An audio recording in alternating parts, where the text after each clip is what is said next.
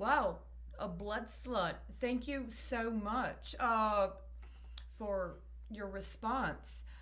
You are correct, actually. Not only does this impact me, but this might impact you and what you're doing if the information that's currently accessible on the internet is correct. See, I have been noticing recently, up to about a month or 2 months ago, that the user agreements on certain online platforms had changed. And the terms of some of these agreements had implications that were very lascivious and also very non consensual in terms of their implications. And there was no way to negotiate these user agreements. We're talking about access to various kinds of media platforms, including ones you would have to use. Some places are more explicit, like YouTube gives you a very explicit agreement. But then other places you go and they have these third party providers, and embedded into the actual user agreement, which is usually very much several pages long, is the option for them to pulse you and to get all kinds of data from you while you're using it that is allowed to be used by them in perpetuity without any obligation to have to inform you or obtain your consent, and a absolute refusal to acknowledge you have any action that you can take litigiously for redress, up to and including an attempt to try to compel you to believe you have no criminal recourse, and also to preclude you from being able to demand any royalties, including when they steal your identity and propagate it and redistribute it to other people. There's apparently, and I'm not going to say the day, because if you're running your little cookie thing or if you're playing some game, you'll be able to chase it down yourself. See, somebody stole my operating software license and they're playing this game where they think that they're entitled to drive myself around, right? But then I tried to buy a software extension and they sent me a license for the software extension, but they didn't process the payment. And then somehow I ended up with no money in my account to pay for it. So they send me this bill saying that I owe them, and they won't let me cancel it, and they've never acknowledged when I already told them that somebody stole my operating license when I first purchased legitimately my own software package. And the same day they sent me that fake bill, there is right now, right up here on the Department of Justice website, thank you for getting me to correct, federal court terminates Paramount's consent decrees. This is the best part. I love this. I'm going to quote this directly.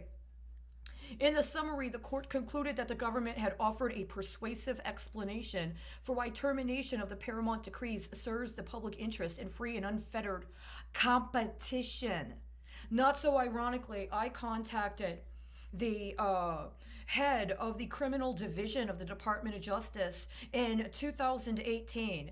And I said that there was something that was going on at the time that demanded criminal consideration, and that it had an impact, including in terms of securities fraud internationally. At the same time, though, on another matter, I contacted the head of the antitrust division. And I said that a recently passed executive order that had terminated the financial fraud enforcement task force that had been issued under Obama and was part of a line of succession connected to my former job at the Department of Public Health, that I believe gave me the authority to submit a leave of information in the nature of quo warranto to challenge unconstitutional and illegal practices connected to refusal to investigate or prosecute fraud involving the health and human services, including a illegal 10-day detention that was a form of retaliation. I said that it was actually a violation of antitrust laws, that he had implemented a new executive order that placed every single department of the Department of Justice under a new commission called regarding consumer fraud and market integrity. And this was, I alleged, a violation of antitrust laws. Not so ironically, I got kicked out of a library downtown and banned because I was investigating the Smith Act when I had been also investigating the Sherman Antitrust Act, right? And so this distinction seems to get conveniently mixed up, even though it's not.